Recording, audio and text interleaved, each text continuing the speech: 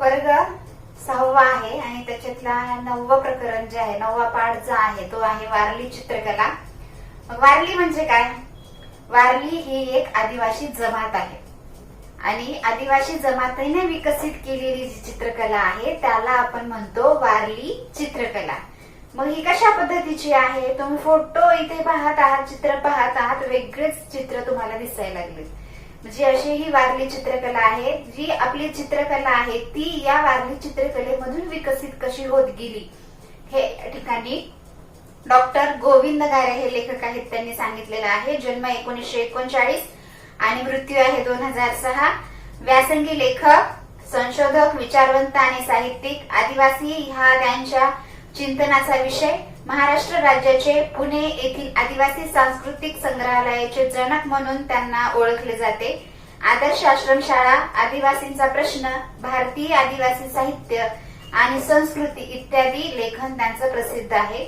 भारतीय संस्कृती विविध कलांनी समृद्ध झालेली आहे. या सर्व कलांमध्ये त्या संस्कृतीचे प्रतिबिंब पडलेले दिसते. निसर्गाशी नाते जोडणाऱ्या व जगण्याकडे सकारात्मकतेने पाहणाऱ्या वारली चित्रकलेविषयीची माहिती या पाठात आलेली आहे. महाराष्ट्रातील आदिवासी कला असलेली ही वारली चित्रकला मानवी जीवन समृद्ध करते. म्हणजे एक प्रकारे आपल्या जी भारतीय संस्कृती आहे अनेक कला परंपरांनी नटलेली अशी आहे. कारण आपल्या भारत देश हा विविधतेत एकता असणारा असा देश आहे. वेगवेगळ्या जाती धर्माचे लोक आपल्या भारतामध्ये राहतात आणि आपली संस्कृती जपत ते या ठिकाणी जीवन जगत असतात. म्हणून कलांना या ठिकाणी आपण जास्त महत्व देत असतो. वेगवेगळ्या प्रकारच्या कला असतात, काष्ठकला असतात, चित्रकला असतात किंवा नृत्यकला असतात, ज्यामध्ये लावणी प्रकार आपल्याकडे हा प्रसिद्ध असा आहे. तर या ठिकाणी ही जी चित्रकला आहे किंवा ही जी वारली चित्रकला आहे ती कशी विकसित गेली, तिचा विकास कसा झाला आणि कशा पद्धतीनं ती वापरात आणली गेली हा याकडे आपण पाहणार आहोत. भारतीय सांस्कृतिक जीवनाच्या समृद्धी भागी आदिवासी कलेचा मोठा आधार आहे. नागरी संस्कृतीच्या प्रभावापासून मुक्त, परंपरागत चालत आलेले निसर्ग प्रेम, सहज उपलब्ध साहित्यातून झालेला उत्स्फूर्त आविष्कार म्हणजे आदिवासी कला होय, असे या कलेचे सोपे समीकरण मांडता येते. सोपे समीकरण म्हणजे सूत्रबद्ध अशी रचना जी आहे ती आपण या ठिकाणी करत असतो. ही जी कला आहे समृद्ध जीवन, याचं भारतीय सांस्कृतिक जीवनाच्या समृद्धी मागे आदिवासी कला आहे असं म्हटलं आहे. कारण संपन्नता, ऐश्वर्य जे आपल्या भारताला मिळालं त्याचं मूळ कुठंतरी आदिवासी कलेमध्ये आहे. आणि म्हणून ही जी वारली चित्रकला आहे किंवा ही जी संस्कृती आहे ती भारतीय किंवा नागरी संस्कृतीपासून थोडीशी मुक्त आहे, वेगळी आहे. तिचा नागरी किंवा शहरी लोकांचा गंध त्यामध्ये दिसत नाही. परंपरागत चालत आलेलं जे निसर्ग प्रेम आहे, कारण आदिवासी लोक हे सगळ्यात जास्त प्रमाणात निसर्गावर अवलंबून असतात. निसर्गामध्ये जे नियम घालून दिलेले असतात त्या पद्धतीने ते जीवन जगतात.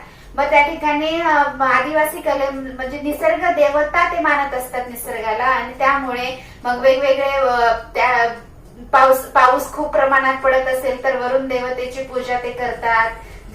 वनवा पेटत असेल म्हणजे जंगलामध्ये आगी लागत असतील तर त्याला आपण वनवा पेटणं असं म्हणतो. तर त्या ठिकाणी ते अग्निदेवतेची पूजा करतात. म्हणजे अशा पद्धतीनं ते निसर्गावरच अवलंबून असतात. निसर्गामधले कंद मुळे किंवा त्या ठिकाणी फळे हे खाऊन ते आपलं जीवन जगत असतात. आणि त्यामुळे निसर्गाच्या सानिध्यात राहून निसर्ग प्रेम किंवा त्यांना जपणारी आदिवासी लोक असतात. सहज उपलब्ध साहित्यातून झालेला उत्स्फूर्त आविष्कार म्हणजे जे त्यांना मिळालं त्याच्यामधून त्यांनी आपलं जीवन विकसित केलं. जसं तुम्हाला माहिती आहे की अश्मयुग म्हणजे दगड, ज्या ठिकाणी दगडांचा वापर किंवा दगडांची हत्यारे तयार केली जायची अगोदर, आणि त्यावेळेस आपलं जीवन जे होतं ते हळूहळू विकसित होत गेलं. लोकांना निसर्गामधून खूप काही शिकायला मिळालं. कारण निसर्ग हा एक शिक्षक आपण त्याला म्हणू शकतो आणि त्यामधून आपण वेगवेगळ्या पद्धतीनं शिक्षण घेतलं आणि पुढे पुढे प्रगती होत गेली. आणि आता आपण चंद्रावर किंवा मंगळावर सुद्धा जाऊन पोहोचलेलो आहोत. वेगवेगळे शोध आपण लावलेले आहेत आणि जग खूप पुढे गेलेले. पण ह्या सगळ्यांचं जे मूळ आहे ते कुठेतरी आदिवासी कलेमध्ये आहे असं या ठिकाणी सांगण्यात आलेलं आहे. तर महाराष्ट्राला आदिवासी कलांचा समृद्ध वारसा लाभलेला आहे. कारण महाराष्ट्र ही संतांची भूमी म्हणून आपण ओळखलं जातो. अनेक संत या महाराष्ट्रामध्ये होऊन गेले, त्यामुळे वेगवेगळा दृष्टिकोन लोकांचा पाहण्याचा महाराष्ट्राकडे असतो आणि महाराष्ट्रामध्ये हे वेगवेगळे समृद्ध वारसा जो आहे कलेचा तो जपण्याचा प्रयत्न या ठिकाणी नेहमीच केला जातो. त्यात वारली चित्रे, लाकडी कोरीव काम, मुखवटे, मृणमूर्ती, धातुकाम, पाषाण मूर्ती, वाद्य, शिकारीची साधने व इतर कलात्मक वस्तू यांचा समावेश होतो. आदिवासी कलांचा हा वारसा निश्चितच वरच्या दर्जाचा आहे, कारण त्यात वारली चित्रे तर असतात, लाकडापासून तयार केलेलं, मुखवटे जे हत्तीचं तोंड तयार करणं किंवा गणपतीचं तोंड तयार करणं, असे जे मुखवटे असतात, लक्ष्मीचं मुखवटा तयार करणं, या सगळ्या गोष्टी. मृणमूर्ती म्हणजे मातीच्या मूर्ती तयार करणं, धातुकाम किंवा धातूपासून वस्तू तयार करणं, पाषाण मूर्ती म्हणजे दगडापासून मूर्ती तयार करणं, वाद्य वेगवेगळे जे वाजवण्याचे साधन आहेत ते तयार करणं, शिकारीची साधनं तयार बाण तयार करणं, धनुष्यबाण वगैरे तयार करणं, अशी जी साधनं असतात. आदिवासी कलांचा हा वारसा निश्चितच, कारण यापासूनच ही निर्मिती झालेली आहे. आदिम कलेची मूळ बीजे वारली चित्रकलेत विकसित झालेली दिसतात. आदिम म्हणजे पहिल्यापासूनचे किंवा मूळचे जे आहेत कलेची बीजे जे आहेत ते वारली चित्रकलेमध्ये पाहायला भेटतात आपल्याला. वारली प्रदेशात छोट्या छोट्या पाड्यातील घराच्या कुडांवरती, कुडाचं घर जे तुराटीपासून तयार केलेलं असतं त्याला कुडाचं घर असं म्हणतात, व भिंतीवर चौकोन त्रिकोणाकृतींची अनेक चित्रे काढलेली असतात.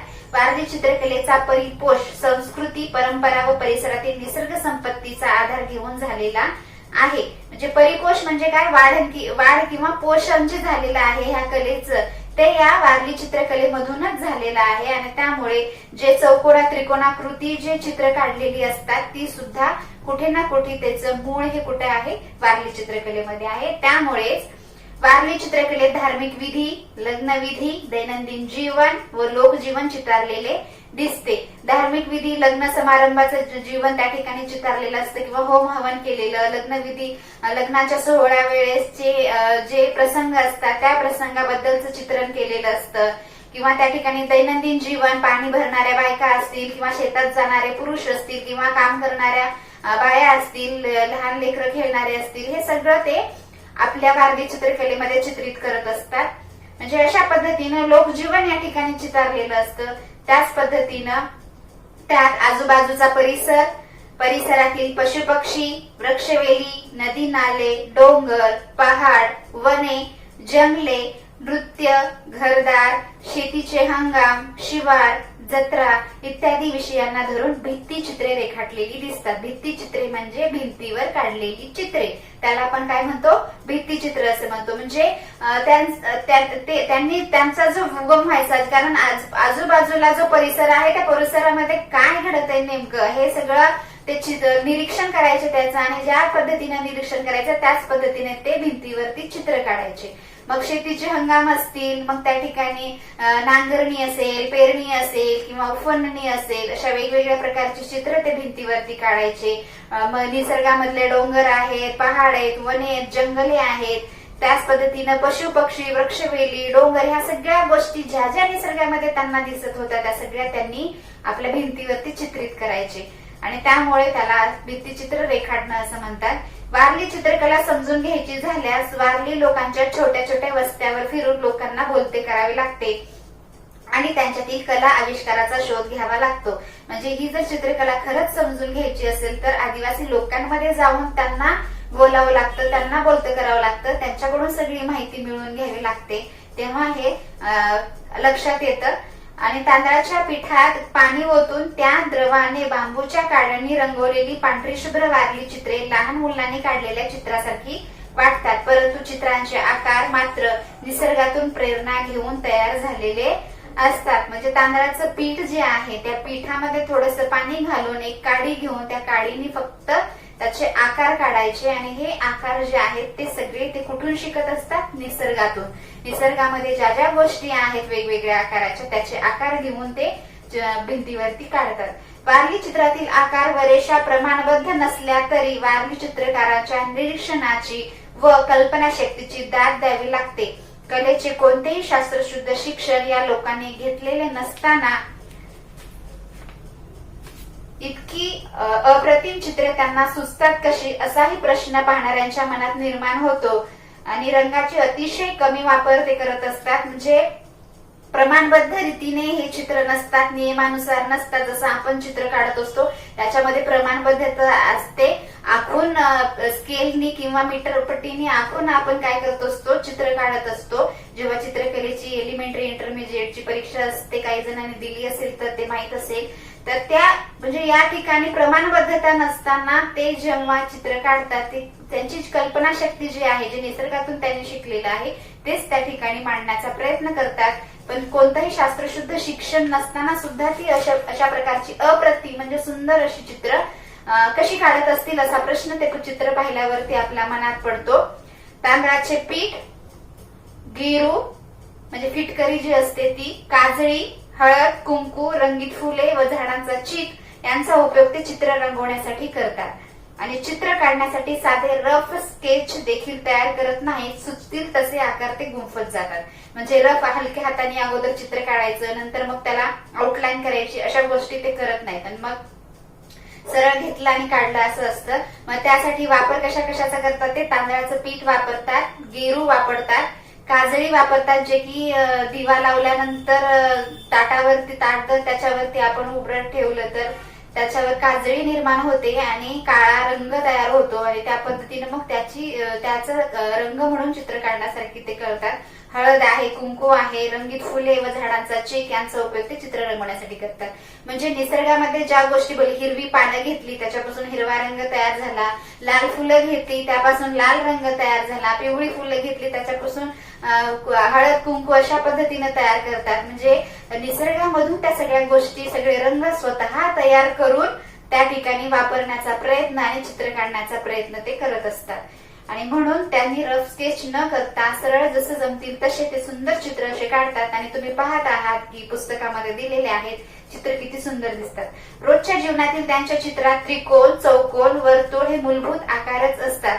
चित्रात जी उभी रेषा रंगवलेली असते ते आपले शरीर.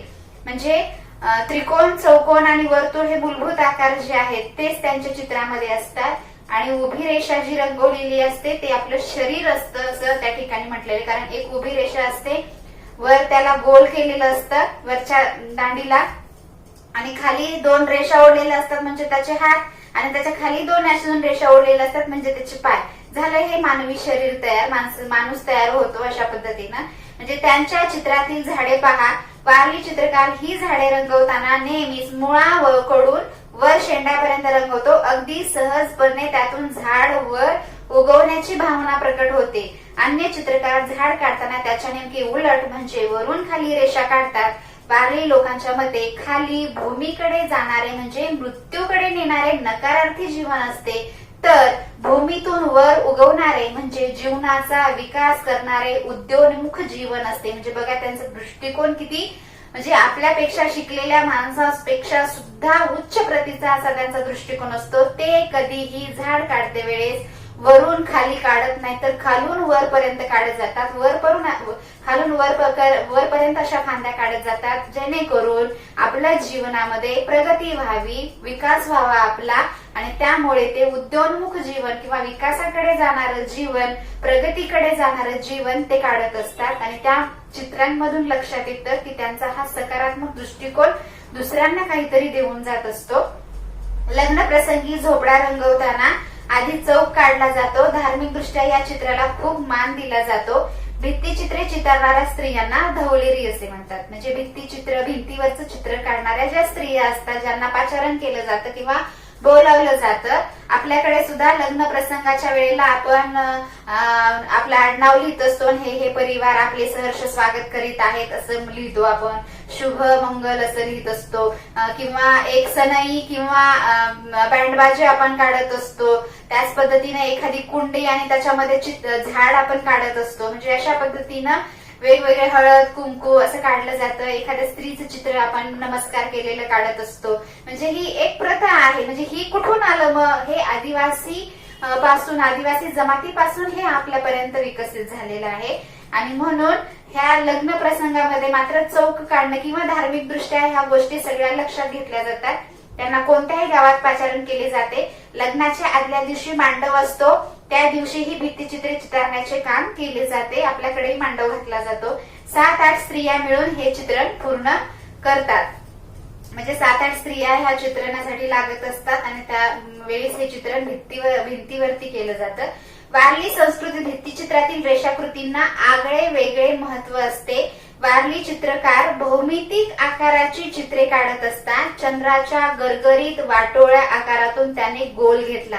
बघा यांचे आकार कसे तयार झाले, ते सुद्धा निसर्गातूनच तयार झाले. म्हणजे त्यांना हे आकार तयार करण्यासाठी कुठल्याही शिक्षण घेण्याची गरज नव्हती, कोणत्याही शाळेत जाण्याची गरज नव्हती, ना एटीडी करण्याची गरज नव्हती.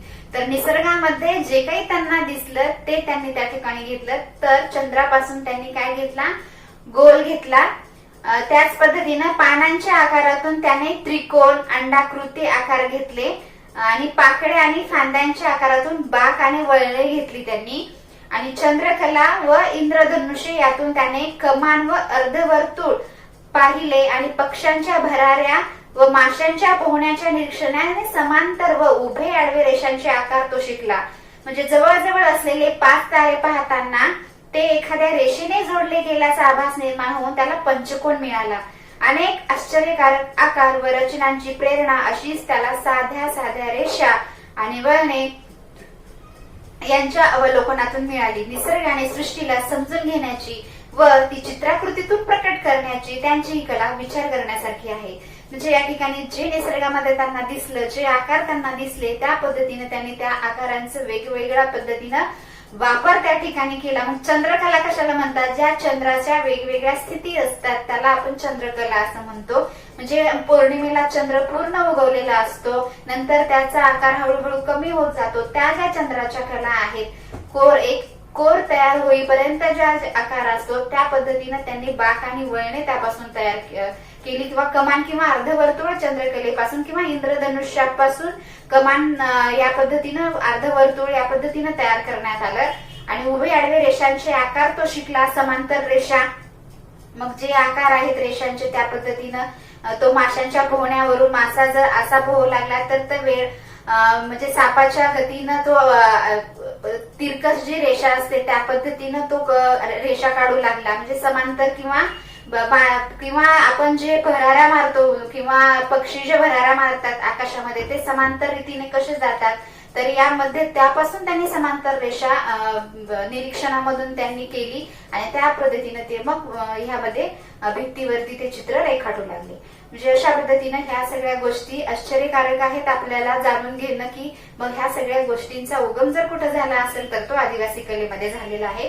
वारली चित्रकला आता वारली समाजाच्या बाहेर पडली असून तिचा वापर सर्वत्र होताना दिसतो. आजकाल T shirt, sari, kurta, bedsheets, पिशव्या, पर्स, भेटवस्तू, भेट कार्ड यावर वारली चित्रकला रेखाटलेली दिसते. इथे चित्र दिलेलं आहे बघा, कपबशी दिलेली आहे, पर्स दिलेले, टी शर्ट दिलेले.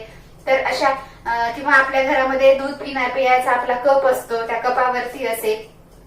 तर अशा पद्धतीने ही जी वारली चित्रकला आहे ती आता वारली समाजामध्येच ती काढली जात नाही, तर ती वारली समाजाच्या बाहेर पडलेली आहे. म्हणजे इतर लोकांमध्ये सुद्धा ती आता विकसित झालेली आहे, इतर देशांमध्ये ती विकसित झाली आहे, पूर्ण भारतभर ती पसरलेली आहे.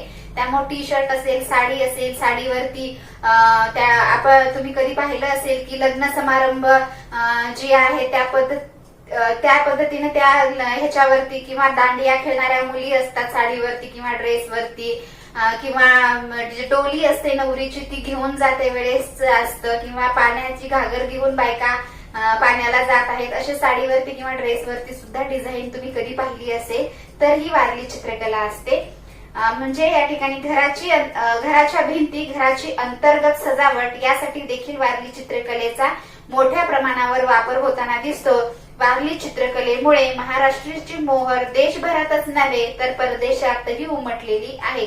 म्हणजे मोहर उमटणे म्हणजे ठसा उमटणे किंवा शिक्का उमटणे. म्हणजे महाराष्ट्रातच नाही ही वारली चित्रकला विकसित झाली, तर ती देशभरात तर विकसित झालेलीच आहे, पण ती परदेशात किंवा दुसऱ्या देशात सुद्धा विकसित झालेली आहे.